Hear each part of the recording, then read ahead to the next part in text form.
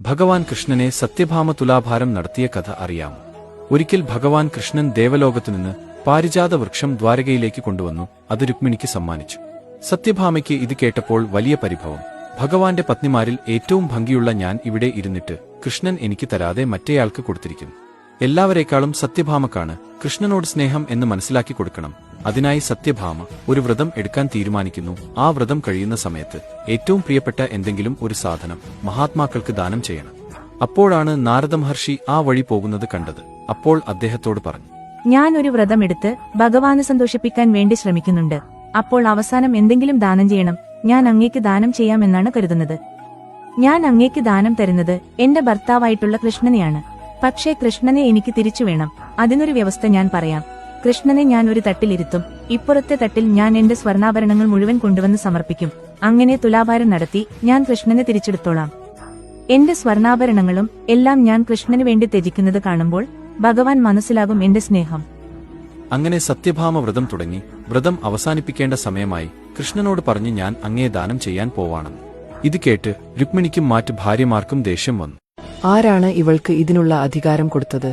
ഞങ്ങളുടെയും ഭർത്താവ് അല്ലേ? അങ്ങനെ അങ്ങോട്ട് ദാനം ചെയ്യാൻ പറ്റുമോ എന്നൊക്കെ ചോദിച്ചപ്പോൾ ഭഗവാൻ ഒന്നും പറയാതെ ചിരിച്ചു നിന്നു. അങ്ങനെ കൃഷ്ണനെ നാരദർക്ക് കൊടുത്തു. ഇനി തിരിച്ചെടുക്കാനുള്ള സമയമാണ്. ഒരു തുലാഭാര തട്ട് കൊണ്ടുവന്നു. ഭഗവാനെ ഒരു തട്ടിൽ കൊണ്ട് ഇരുത്തി. എന്നിട്ട് അപ്പുറത്തെ തട്ടിൽ എന്തൊക്കെ ആഭരണങ്ങൾ സത്യഭാമക്ക് ഉണ്ടോ ആ ആഭരണങ്ങൾ ഒക്കെ തന്നെ ആ തട്ടിന്റെ മുകളിൽ വെച്ചു. എന്നിട്ടും കൃഷ്ണൻ ഇരിക്കുന്ന തട്ട് ഒരു ചെറിയ തരി പോലും മുകളിലേക്ക് പൊന്തിയില്ല. ഭഗവാന്റെ ഭാരത്തിനേക്കാൾ എത്രയോ ഇരട്ടി ഭാരം ഉള്ള സ്വർണം അപ്പുറത്ത് വെച്ചിട്ടും മുകളിലേക്ക് പൊന്തിയില്ല. ദ്വാരകയിലുള്ള മുഴുവൻ സ്വർണവും കൊണ്ടുവരാൻ പറഞ്ഞു. അതൊക്കെ അട്ടിയായിട്ട് തുലാഭാര തട്ടിൽ വെച്ചു. അപ്പോഴാണ് സത്യഭാമയ്ക്ക് തന്റെ അബദ്ധം മനസ്സിലായത്. അപ്പോൾ നാരദർ പറഞ്ഞു, എന്തായാലും ഈ സാധനം പൊന്തിയില്ല.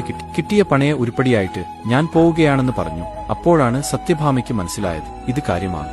സത്യഭാമ രുക്മിയുടെ അടുത്തേക്ക് ഓടിച്ചെന്ന് പറഞ്ഞു, എനിക്ക് അബദ്ധം പറ്റി. എന്റെ സ്നേഹമാണ് വലുതെന്ന് ഞാൻ വിചാരിച്ചു.